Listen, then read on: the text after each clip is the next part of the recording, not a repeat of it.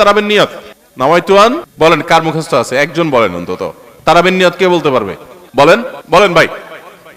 মাশাআল্লাহ মাশাআল্লাহ, এবারে পুরস্কার দেওয়া উচিত। বসেন, আপনি অনেক কষ্ট করে মুখস্থ করছেন ভাই। তারাবির নামাজ বা যে কোনো নামাজের নিয়ত জরুরি। নিয়ত ছাড়া কোনো আমল হবে না। কিন্তু নিয়তটা হলো মনের ইচ্ছার নাম। নিয়তটা কিসের নাম? আমি ভাইকে দিয়ে নিয়তটা কেন শুনছি সেটা আপনারা জানেন? জানেন না আপনারা। আমি ওনাকে দিয়ে কেন শুনলাম বলেন তো? কে বলতে পারবেন? কে বলতে পারবেন না? আমি ওনার দিয়ে এই জন্য শুনছি যে ওটা আমার জানা ছিল না।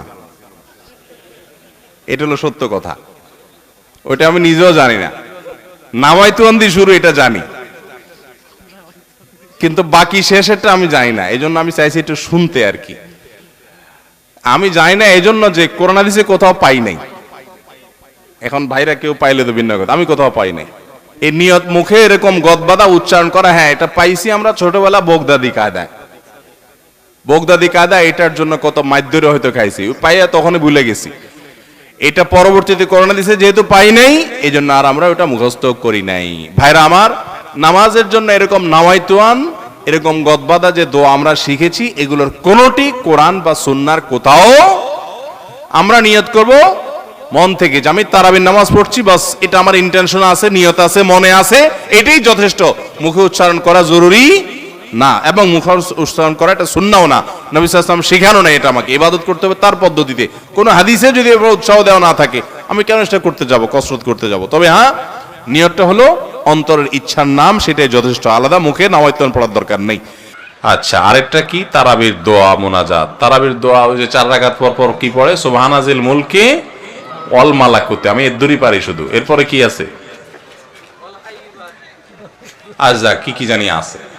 তো এগুলো আসলে কোনো কোরআন হাদিসে নাই। যেহেতু কোরআন হাদিসে নাই, সেজন্য আমি পাই নাই। কোরআন হাদিস থাকলে তো পাইতাম। বুঝে আসছে কথা? আমরা এক সময় দেখছি যে ইয়াং পোলাপান তারাবি পড়তে যায় না। কিরে বাবা, তারাবি পড়তে যাস না কেন? বলে হুজুর এখনো তারাবির দোয়া মুখস্থ হয় নাই। বুঝতে পারছেন? তো তারাবির নামাজের জন্য 4 রাকাত পর পর দোয়া পড়া, এটা তারাবির সাথে এর কোনো সম্পর্ক নাই। দোয়া পড়ার কোনো প্রয়োজন নাই। 4 রাকাত পর একটু অবসর দেয় ইমাম সাহেব, এটা রেস্ট। আপনি এটা একটু পানি খাবেন, দরকার একটু হাত পা এদিক সেদিক করবেন, একটু রেস্ট করবেন, একটু শরীরটা এলায়া বসবেন, দরকার একটু পেশাব ওযু করে চলে আসবেন। এটা হলো রেস্টের সময়। তারাবি মানে হলো আরাম করে করে পড়া, 4 রাকাত পর রেস্ট দেওয়া। ওই মধ্যপ্রাচ্যের লোকরা, মিডল ইস্টের লোকেরা আছে, আমাদের দেশেও কোনো কোনো মসজিদে দেখা যায় 4 রাকাত পর পর একটু খেজুর, একটু পানি, একটু চা, একটু খায় মানুষ। তো এটা তো রেস্টের সময়। আপনি রেস্ট না করে কি করতেছেন? ইমাম সাহেব এতক্ষণ পড়ছে, হাফেজ সাহেব দুমায়া টানছে, আপনি তো এতক্ষণ শুনছেন বৈশা, কোনো ডিউটি ছিল না। এখন 4 রাকাত পর বরং আপনি আরো ডিউটি শুরু করে দিয়েছেন, সুবহানাজিল মুলকি ওয়াল মালাকুতি।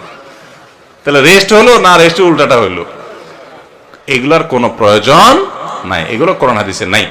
কোরআন হাদিসে যেটুকু আছে সেটুকু আপনি তারাবির নামাজে তেলাওয়াত সুন্দর করে মনোযোগ দিয়ে শুনবেন, নামাজ সুন্দর করে পড়বেন, বাস শেষ।